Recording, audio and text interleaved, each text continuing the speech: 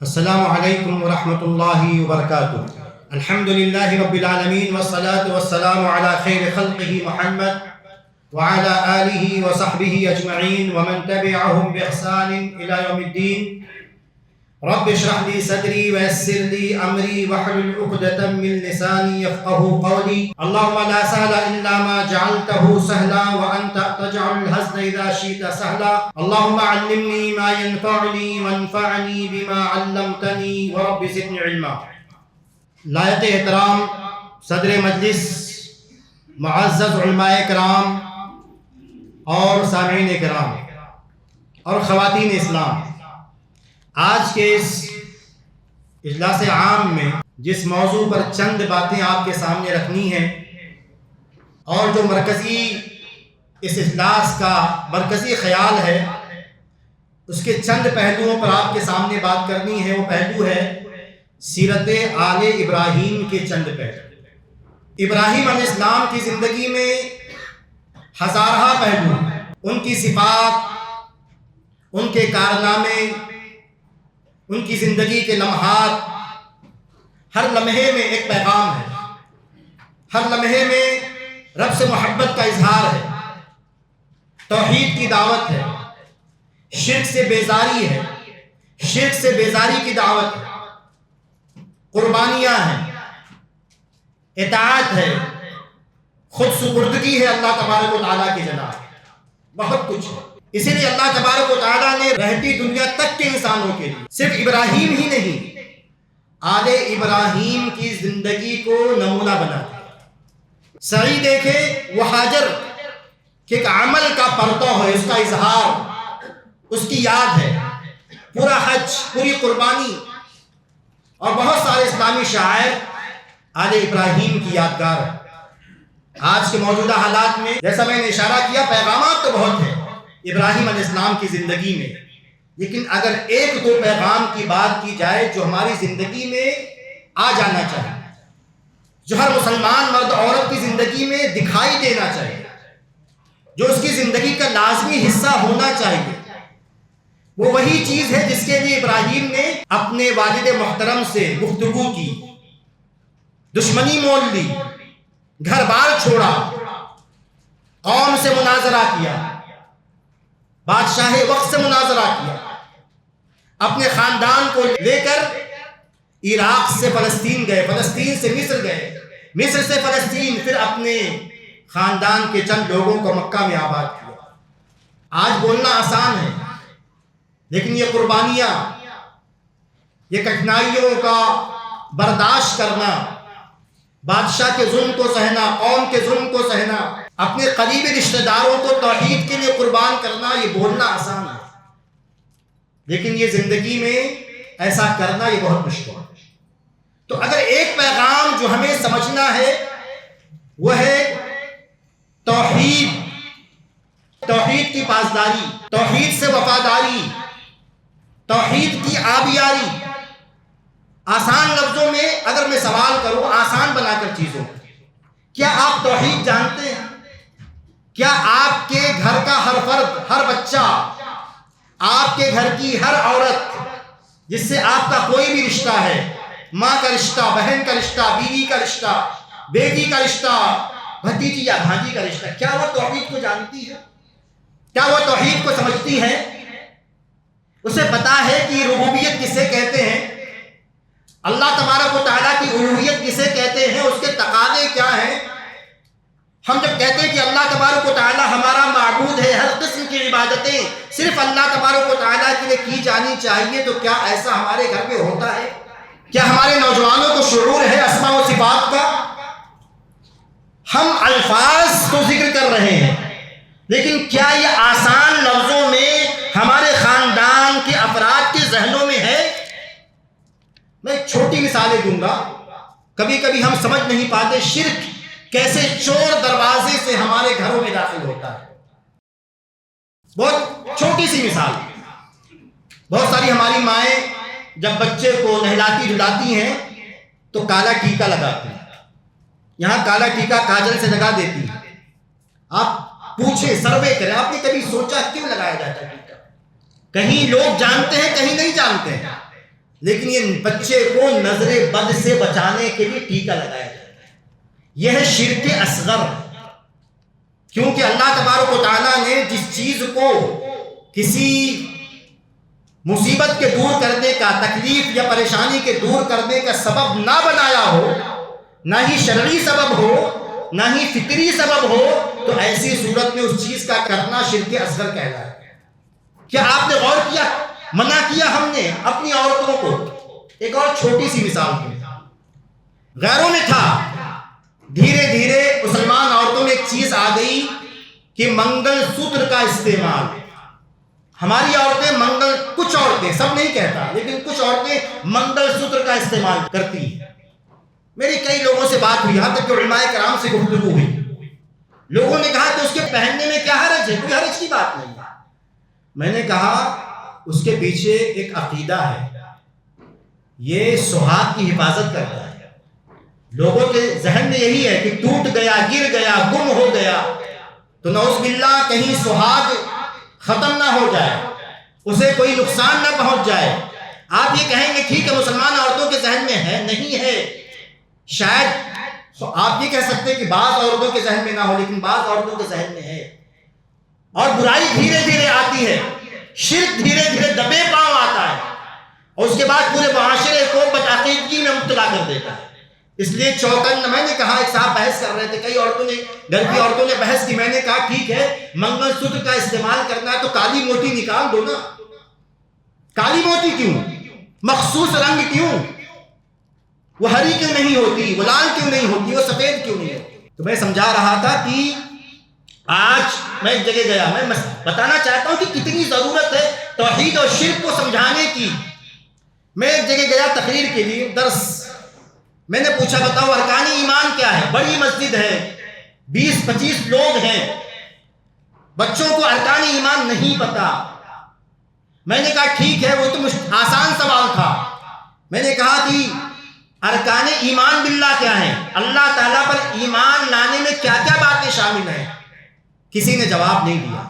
چھوٹی سی بات ہے لیکن افسوسناک بات کہ ہم بنیادی باتیں، اسلام کی، ایمان کی بنیادی باتیں، توحید کی بنیادی باتیں، شرک کی بنیادی باتیں بچوں کو بتا نہیں پاتے.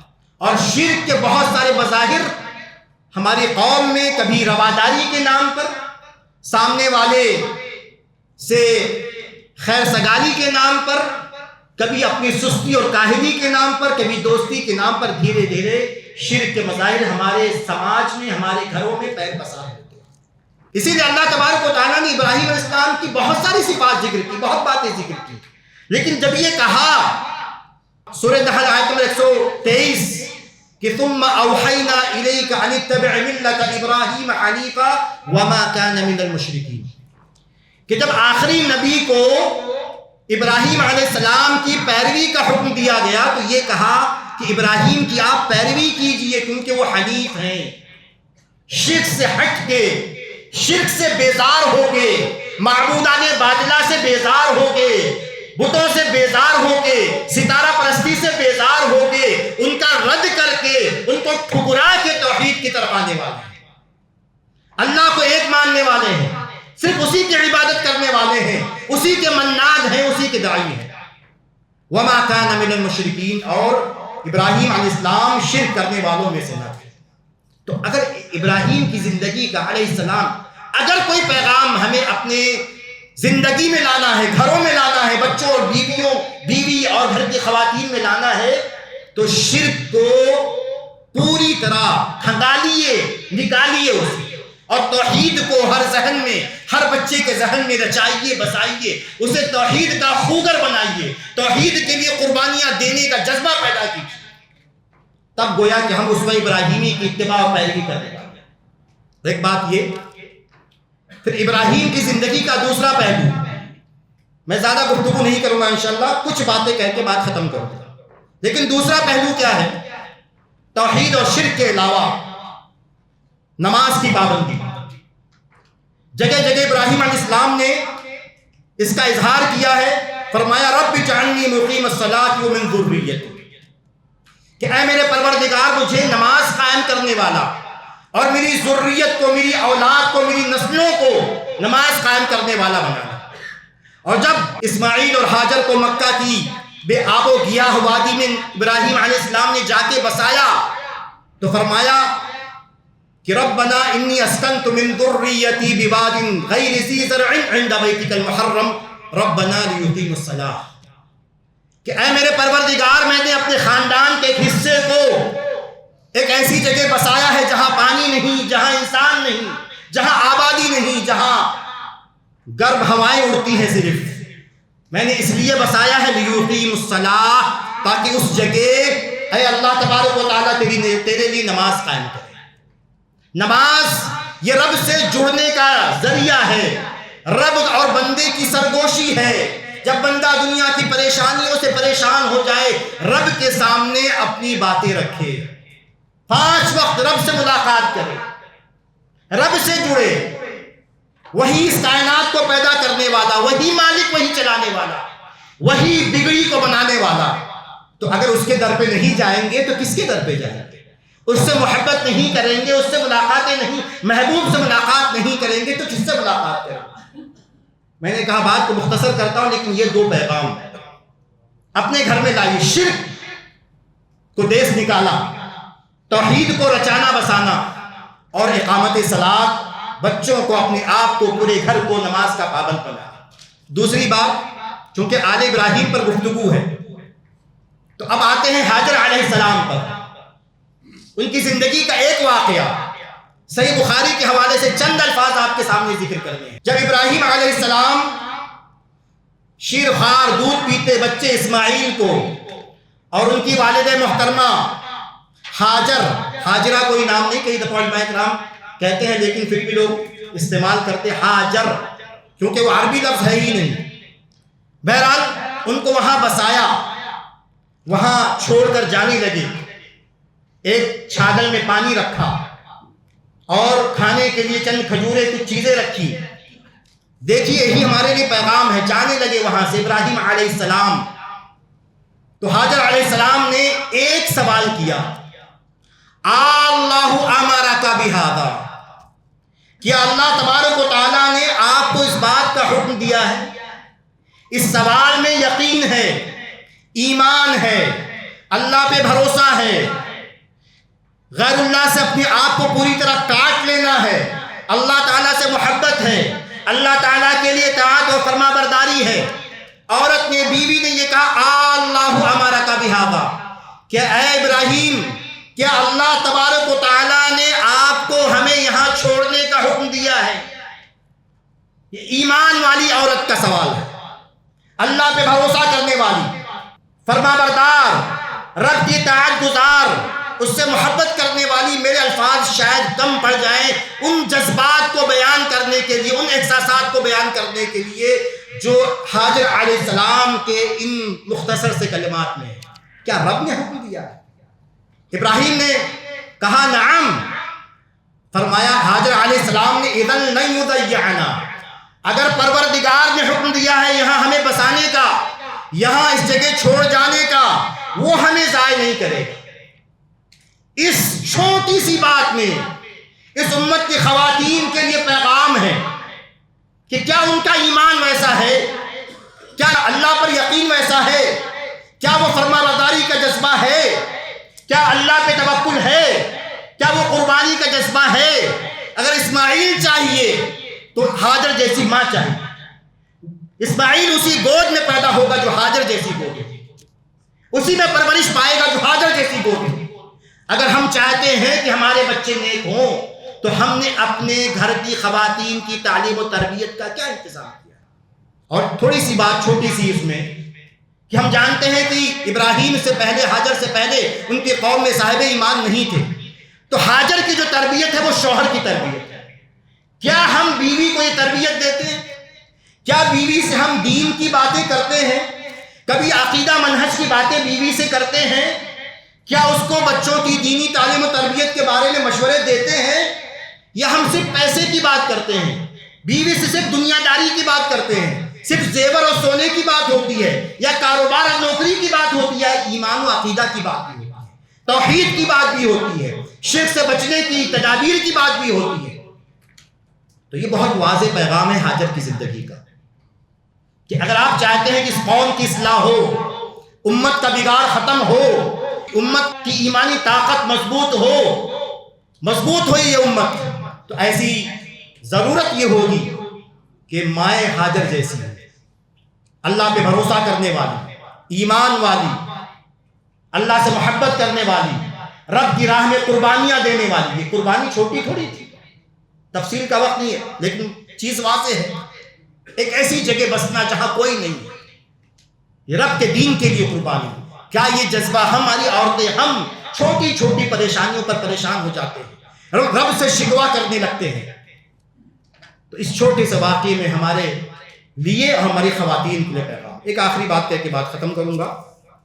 اسی طرح اس خاندان نبوت کا تیسرا فرد اسماعیل علیہ السلام، مشہور واقعہ آپ جانتے ہیں۔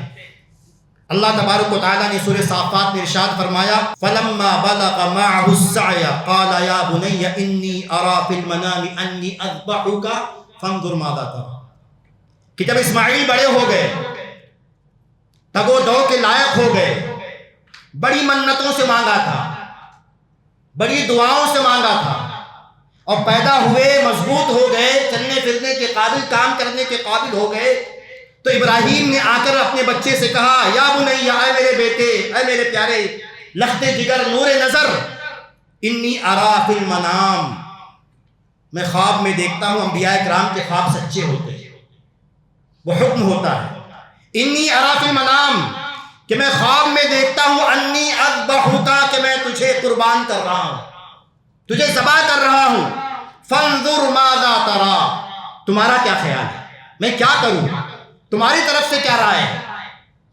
قال یا ابتی، اسماعیل نے کہا کہ اے میرے والد محترم، افعل ما تؤمر، آپ کو اللہ تبارک و تعالیٰ کی طرف سے جو حکم دیا گیا ہے آپ اسے کر گزریے، ستجدنی انشاءاللہ من الصابرین، انشاءاللہ آپ مجھے صبر کرنے والوں میں پائیں گے۔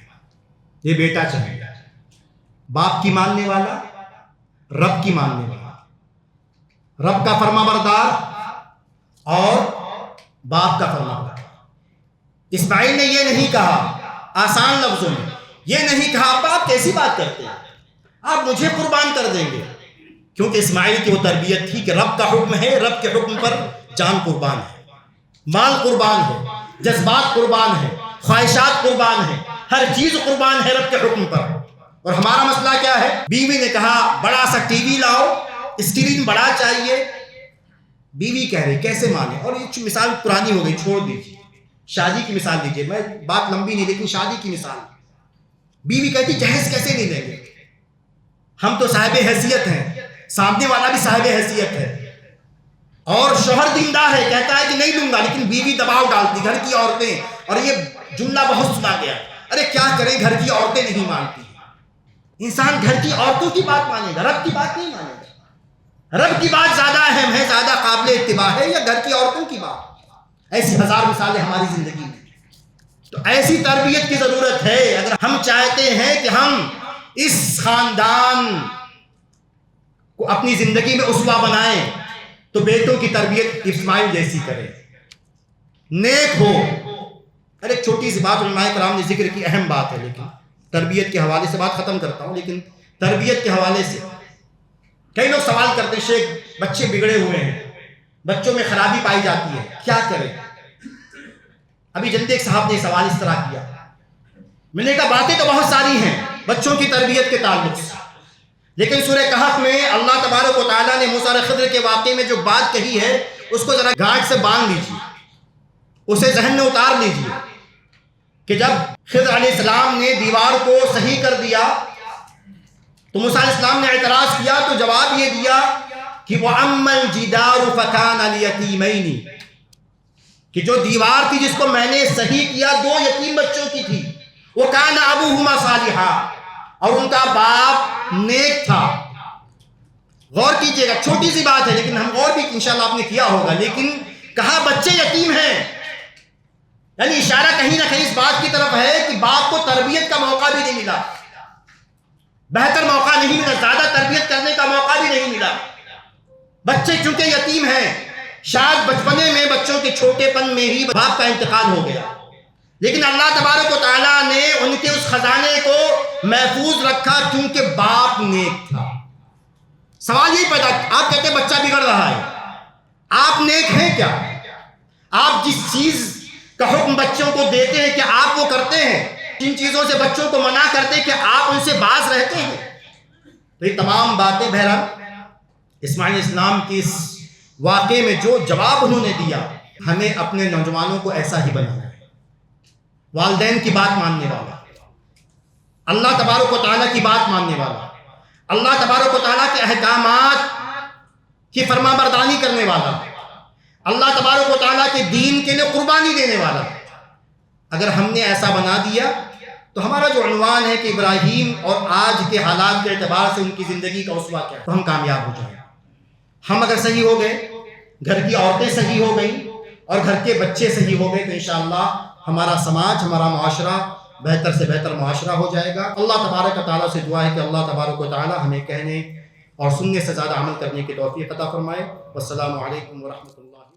ایسے ہی فائدہ مند اسلامک ویڈیوز دیکھنے اور منہج سلف پر کتاب و سنت کی تعلیمات کو عام کرنے میں ہمارا تعاون کریں، تاکہ آپ کے لیے ذریعہ نجات، جنت کے حصول کا سبب، ساتھ ہی مال میں برکت و اضافے کا ذریعہ بھی بنے۔ آمین۔ جزاک اللہ خیرن۔